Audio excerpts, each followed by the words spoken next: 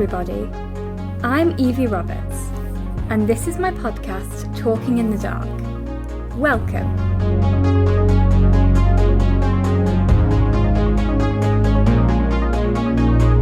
The aim of this podcast is to raise awareness about blindness, visual impairment, and disability in general, in a happy and light-hearted way. For those of you that don't know, I am blind. I was born with a condition called bilateral anophthalmia. Try spelling that one. It basically means that when I was born, my eyes didn't develop properly, so I wear prosthetics instead. The goal of this podcast is to remove some of the stigma and stereotypes around disabilities, whilst also having fun at the same time. Each week, I will be interviewing people from all walks of life, including some with hidden or physical disabilities like mine, and getting to know a little bit more about them and the lives they lead. This week, I am very excited to tell you that I will be talking to artist and ambassador for the VICTA charity, Clarke Reynolds. My name is Evie Roberts, and this is my podcast, Talking in the Dark. Welcome.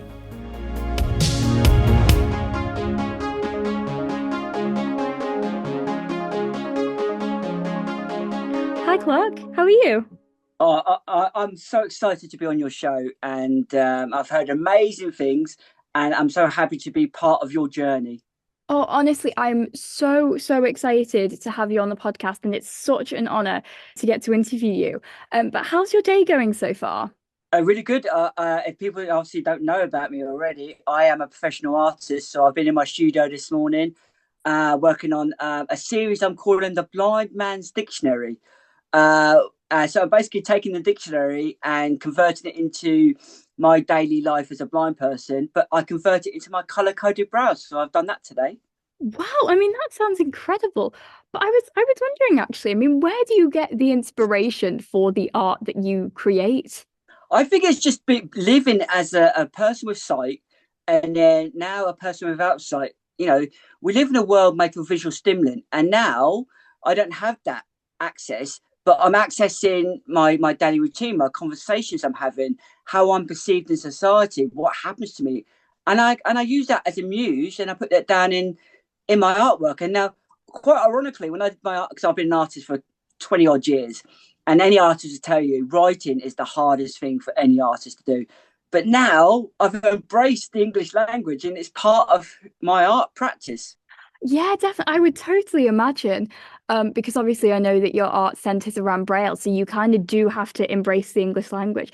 But it is such an incredible thing, the fact that we have so many words for everything we want to express. I mean, it's incredible. But you mentioned that you kind of started your life as someone with sight, and that you've kind of lost your sight over time. So can you tell me a bit about your VI condition and your sight loss journey? Yeah, so it happened when I was age 4 years old. So at the age of 4 to 6, I lost my sight in my right eye. But back in the 80s, sight loss wasn't talked about. So, I went to preschool and had glasses, bumped into door frames.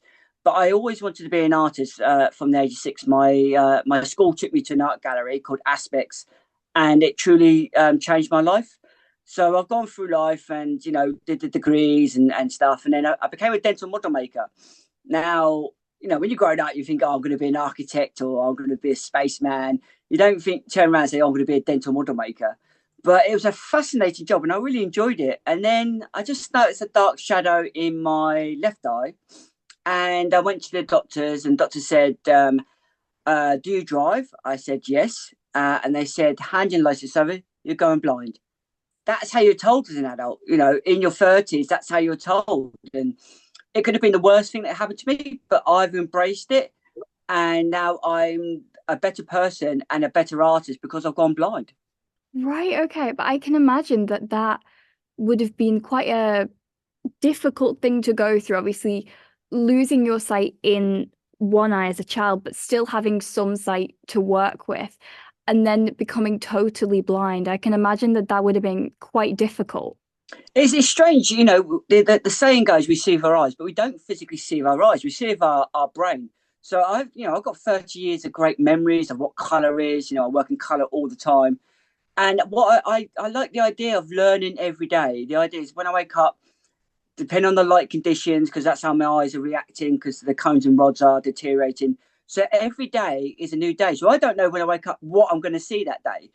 And I take that positive attitude into my artwork, and I enjoy the workarounds, working with colour and not realising what colour I'm working with. And it's quite, yeah, I have conversations with my art. I think that's a really beautiful thing to have. Yeah, absolutely. So, I mean, how did you kind of realize that you wanted to the art you wanted to create would surround Braille?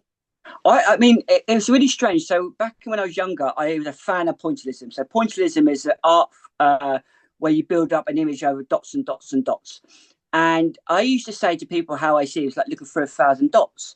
So I've always used dots in my artwork. And when I obviously started losing my sight, my friend gave me a Perkins typewriter.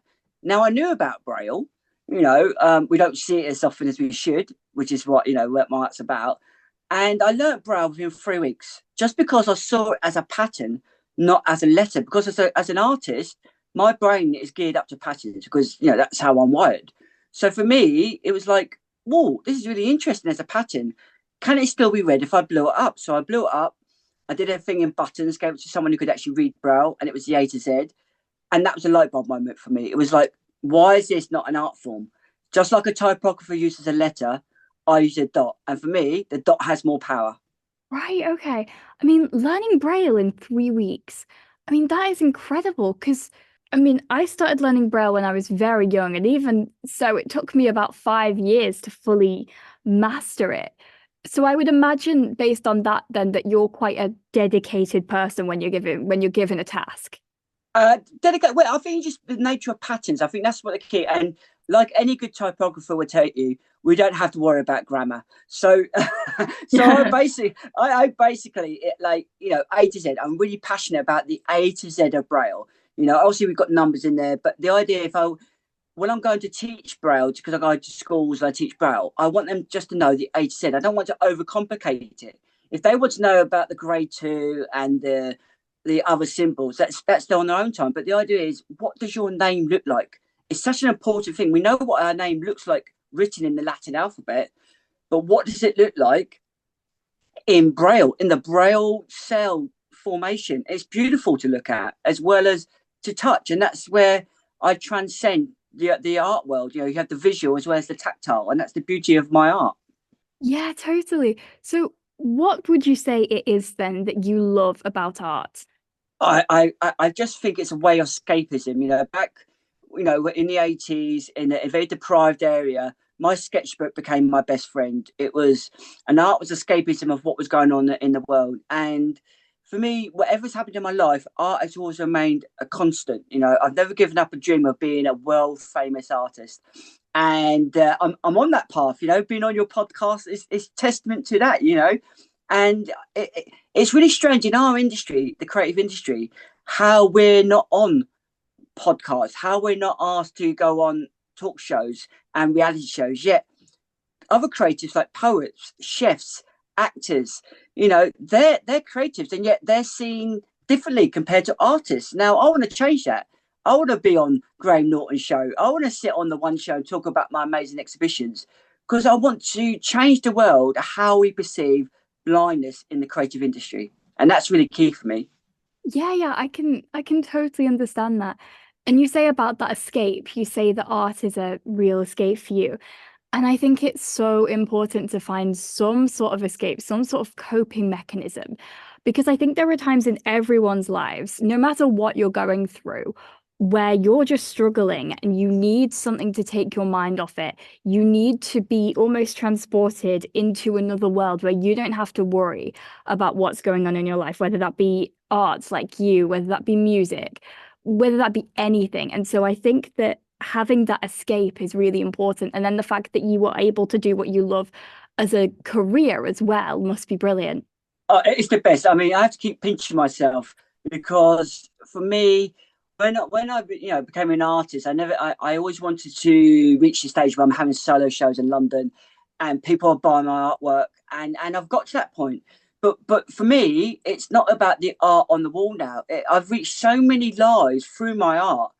And I never thought, if you told me 10 years ago that I would be a patron of a major charity, that kids in schools would be learning about Braille because of me, that was never in my plan. And now, because of the platform that art has given me, I'm reaching thousands of children in the vision impaired community across the world, and that brings joy to my heart more than the art does. Yeah, I mean, it's absolutely phenomenal, the things that you've been able to do. But can you tell me about some of the artwork that you've created? Oh, I mean, the last 4 years, I don't think I've slept. To be fair, it all started with the Decoding Braille, Decoding Me series, and it was a way I created a color coded Braille language. So you each cell has its own color, and the idea was for people with sight to learn color through color association. Right, so you start to, just as teaching people how to read for the first time, just that I'm teaching you to read Braille through color. And the beauty of that is that my exhibitions, kids of all ages get little decodes and they're decoding the art, and people are touching the art. And that was my most magical series to date. And that's gone all over the world. I mean, I just got back from America where I did my that language, and I did the American way words. We talked about words earlier on. And again, I've raised over $10,000 for sight loss charities, which is amazing. And then again in Grove Gallery in London, that series was the first solo show, part of the solo show called The Power of Touch, which happened last January. And that show changed my life because I appeared on every TV show, BBC, Sky News, ITV. I went global. And that's the power of art and the power of touch. Gosh, I mean, that is brilliant. If you had to pick a favorite piece or series of artwork that you've created, what would it be? I think the morph sculpture that was in London last year. It was the first accessible sculpture trail through Walden Art, and the morph. Everyone should know the morph was a 80s character. So I've grown up with morph, but my morph was literally my persona. So when I go to schools, I dress up in Braille dungarees, and I'm proud to have the white cane. The white cane is my identity. So for my morph, it literally was morph in a Braille suit that you could touch with glasses and the white cane, to show, especially children, that the white cane is not a disability tool. It's part of your independence. It's part of who you are. Don't be scared to not use it. So that was, and over 500,000 people interacted by more sculpture during the summer last year. That was amazing. Oh my gosh, that definitely sounds amazing. But you told me earlier about that sort of color-coded Braille alphabet that you made. How did you come up with like what each letter would correspond to? How did you go, okay, well, A is going to be this color? That was great. So it's not random. It took me a whole month to figure out 26 colors.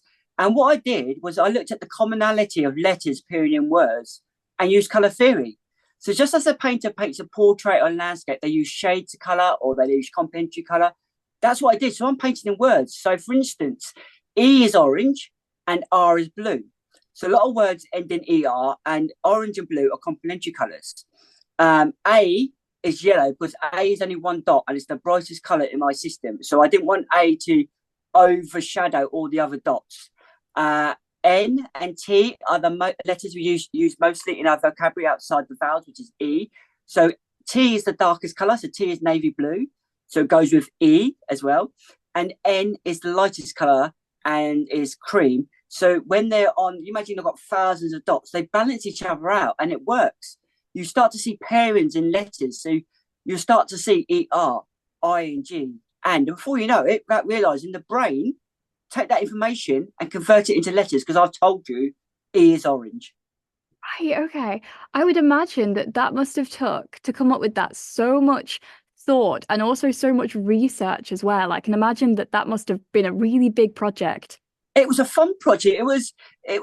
When I started out and thinking about how do I make Braille accessible, and the best way for me was color, because we live in a visual world, and the idea that I want to give color, and so visually people can still touch the artwork, and if they can pick up certain colors, they'll see it. But the idea was to make Braille universal, so everyone learns Braille, so that we have Braille on there, all the toilets and the menus and places like that. So it was interesting because I've been an artist for the age of 6, so I know how color works, even though I don't see those colors anymore. So that was really exciting to play around with typography, basically. Yeah, I can imagine. So, roughly how long would you say it takes you to create a piece of art? Well, like any good artist, it's all about composition. So when they go about and they composition, they do little thumbnail sketches of a landscape or a portrait or a still life or abstraction. So my thumbnail sketches is literally writing. So my series called Fab to Touch, which is the Fab Ice Lolly in Braille, is the good, the bad, and the ugly of sight loss. So I tell stories within my art pieces. So when people are buying art, they're not just buying a visual statement; they're buying a part of my life, and that's really important. Gosh, yeah, definitely. I mean, that is absolutely incredible. So, what benefits have you found there to be of using Braille in art? I think the benefits is it breaks down barriers, especially when I go into schools. And the idea is kids don't kids ask questions that adults don't ask. So the idea of teaching them Braille through art, and then the kids ask questions about sight loss. I want to break down the stigma attached to sight loss, so that everyone thinks that blindness is complete darkness, but obviously the majority of blind people do see, every day, every blind person is a fingerprint. We're all different. And I want for us to start talking about it in a positive way, the idea that you don't have to treat me with I'm wrapped up in cotton wool. It's like I'm a human being. I'm just like you. I go down the pub, I play cricket. I've jumped out of a plane. I've done the London Marathon, but blindness is part of me. It's part of who I am, and I am proud to be blind. So I just want people to understand what blindness is, and so 20 years down the line, we're not having the same conversations. What is blindness? Yeah, definitely. And I think it's so important to educate people. And I think, like you said, kids ask questions that adults don't. I think because when you're a kid, you're very innocent, you're very naive, you're very accepting of what's around you. You don't really know everything, and you're just you're constantly taking information in and learning new things. And because kids are going to be the future of, you know, kids are going to be the future of the world, and so educating kids is really, really important. It is, and I'm striving to get Braille put into schools as part of the national curriculum in primary schools. In the month of October, which is World Sight Loss Month, those kids can start learning Braille. And why do we use Braille? It transcends maths because it's mathematical language. History, there's so much history because obviously Braille is 200 years old this year. Why was it invented? It was even used during the Napoleonic Wars. I'm from Portsmouth, so that's really a great connection. And why do we use Braille? The social standards behind Braille. So it ticks every box in the national curriculum and you make it fun. And kids, they're part of the coding generation now. So it's just a code to them. Yeah, absolutely. I always, when I was younger, I always used to explain Braille to my friends as like a secret code or a secret message. When you first look at it, you're kind of going, what on earth does that say? And then when you decode it, when you crack that code, it forms words and letters. And it's such an interesting concept. And then you can, because obviously you've got grade 1 Braille, but then you can go deeper. You can go grade 2, or you can even go deeper in that and go maths or music Braille. There's so many interesting aspects to it. And I think it's so important that everyone is able to learn about Braille and the qualities it has and the things it gives visually impaired people the opportunity to do. Especially, and the idea is if we don't use it correctly now, we're going to lose it as a language. For me, we should bring Braille into the 21st century. It doesn't have to be. It's never about the small dot. It's about that pattern that the dots represent. Because we, as a blind person, we're never reading it. The individual dots, we're finding the negative spaces, so it forms the pattern in our head, and that's what Braille is. So when you blow it up, the pattern becomes very defined. So why can't we have large Braille? So almost like the idea of with speed reading, like through touch, and why are we hunting for a small dot? There's never universal on anything. So when I went to the States, for instance, there's always Braille on all the hotel rooms. right? I go to the zoo and there's a Braille plaque by every animal, like a bronze cast animal. You know, I went to Tallahassee 2 years ago, and every monument I went to, they had a Braille plaque next to it. Now, why can't we do that in this country? Why can't every monument that we're building have a Braille plaque next to it? Right? Why can't we go to zoos and have a Braille plaque next to a little bronze maquette to show us what the animal looks like, what it feels like? It's not rocket science. Yeah, exactly. You're totally right. I don't know why we don't do that more because it makes total sense. I genuinely don't know why we don't do that as much as we should. Exactly, and it's beautiful. Like I said, Braille is beautiful. You know, if you use the proper materials, if it's cast properly, it's aesthetically pleasing. It's not an afterthought. It adds to your experience. It adds to the zoo. It adds to museums. You know, the idea of color coding in the Braille, so you brand it to hotel chains, to McDonald's. So it's not an afterthought. You know, you use the colors of the branding. That's what I'm trying to do with my color coded Braille. Yeah, absolutely. And I think as well, if you can make places accessible. So if you have those little Braille plaques at zoos or museums, if you can make places accessible, it's also going to benefit the company as well because you're going to get more attraction. If people know that the place in question is accessible and they will be able to enjoy it just the same as everyone else, they're going to go to that place. So it benefits everyone involved. And that's it, you know, no, and the idea of the dots as well, it doesn't have to be dots. I mean, I've used so many different shapes. So, for instance, if I was working with a science museum and we wanted to write out a cool poem in Braille, I would use stars because stars, it gives you another layer towards the Braille. So, when you're feeling those stars, you know it's about space. And then there's a hint in language because using stars as Braille. And it's that kind of concept. It's almost like I'm creating new fonts by changing the shape of the dot itself. Yeah, absolutely. So, as a visually impaired artist, what challenges do you face regarding people's perceptions in the creative industry? Oh, that is the hardest. I mean, it was hard to be a sighted artist, but to be a vision impaired artist, the stigma attached, even though no matter how much success I have, the TV and stuff, people's perception of what a blind person does in the creative industry is this. Ah, is it nice you've got a hobby? Mm. That's it. That's what you get. That's why I want to be famous, to change people's perception that I can be as big as the likes of Damien Hirst, Tracy Emin, Anthony Gormley. Why not? Why is it different for me as a blind person to be seen in the visual world in the creative industry? You know, and I want to be the first because someone has to, so that the next generation of visually impaired children growing up can say, hang on a minute, I want to be just like Clarke. And that's really important. Yeah, I completely agree with you. I mean, someone's got to pave the way for everything. If no one's done it before, someone has to pave the way. And like you said, children in future generations, I think it's really important to have an idol, someone you can look up to as a positive role model to go, if they can do that, why can't I? So you're totally right. Someone has got to pave the way. And I definitely think that future children will definitely look up to you as a super positive role model. Oh, thank you so much. And I've always said, you know, maybe I was meant to go blind to bring Braille to the masses, you know, and as you can see, I'm so confident because I love my life. I love what I do every day. It's not a job. I go and do the art. I go to the schools. I'm off to Durham in a couple of weeks to do the very first Braille word search at the Oriental Museum with a group of visually impaired people. Isn't that amazing? Yeah, I mean, that is incredible. But yeah, I can see you're very confident and maybe you're right. Maybe you were always meant to be blind. I mean, I know people say everything happens for a reason.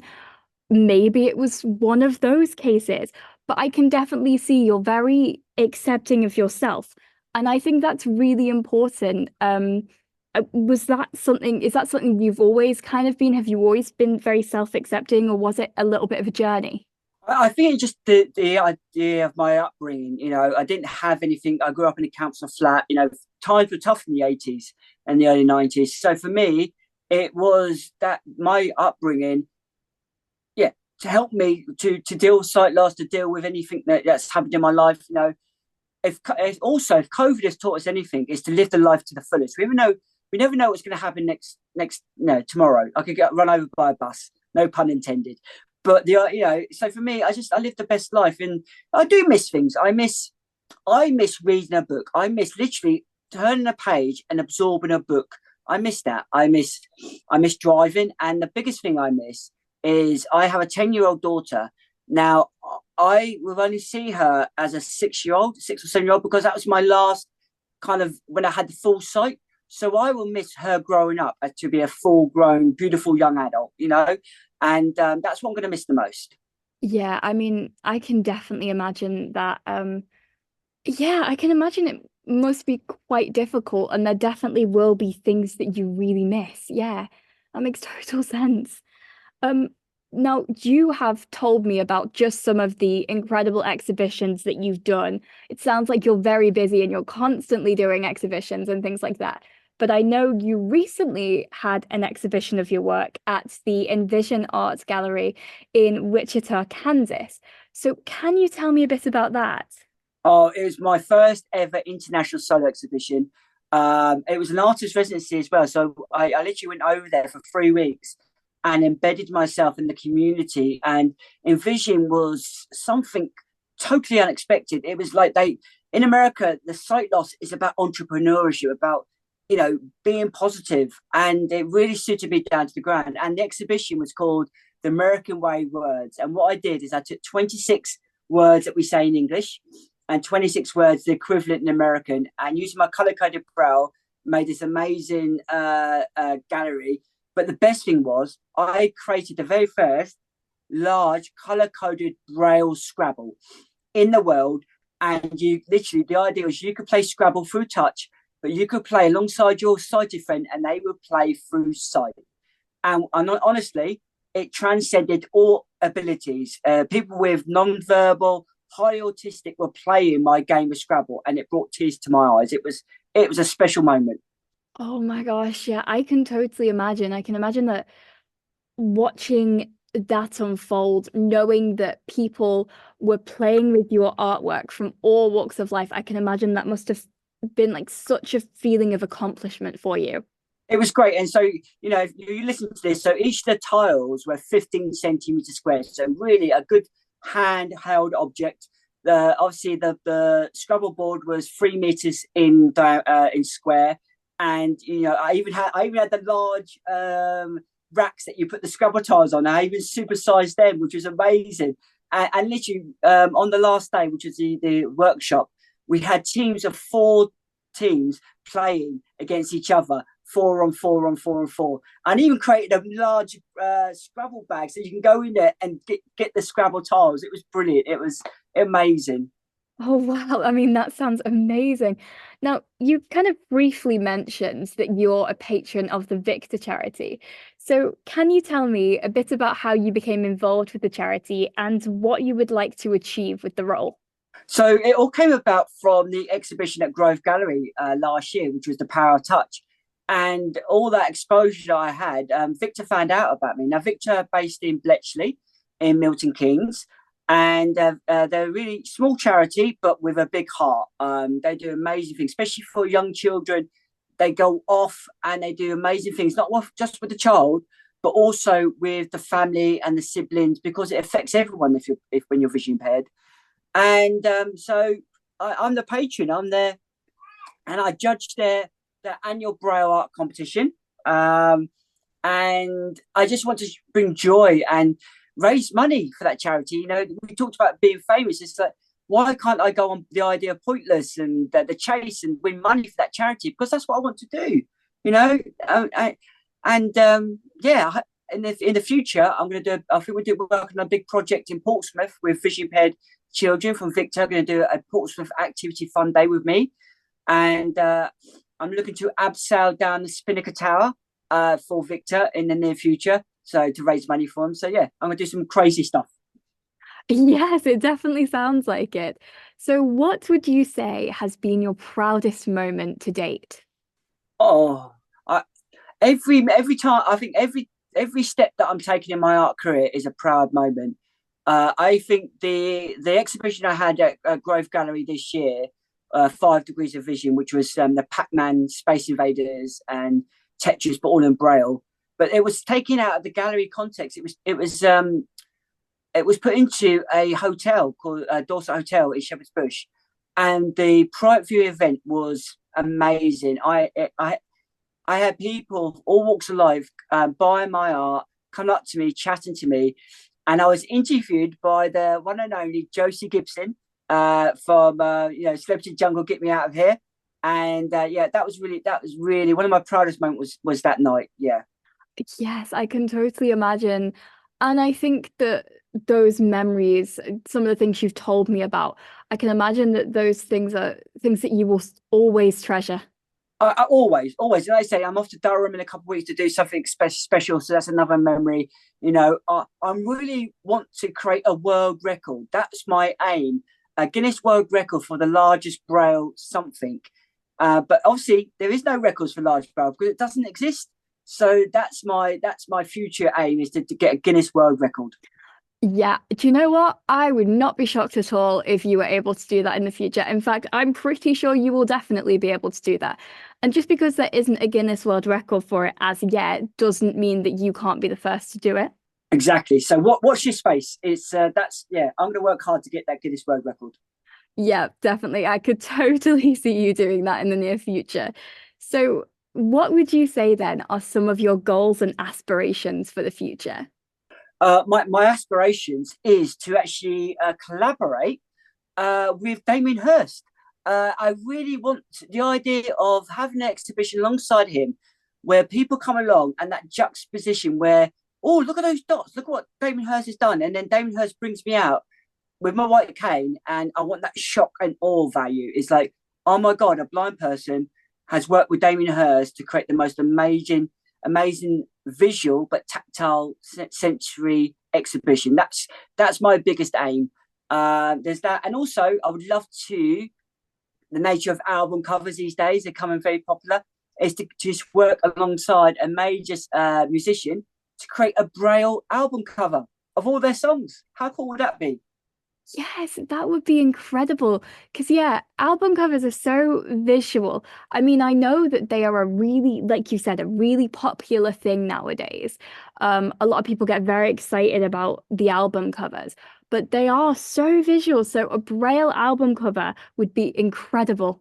Yes. So yeah, I've got lots of ideas. I mean, we could sit here and chat for the next 2 weeks with the amount of ideas that float around my head. But that's a creative. But yeah, they're all stored away or they've written down. And once the right moment comes along, I can get that one out.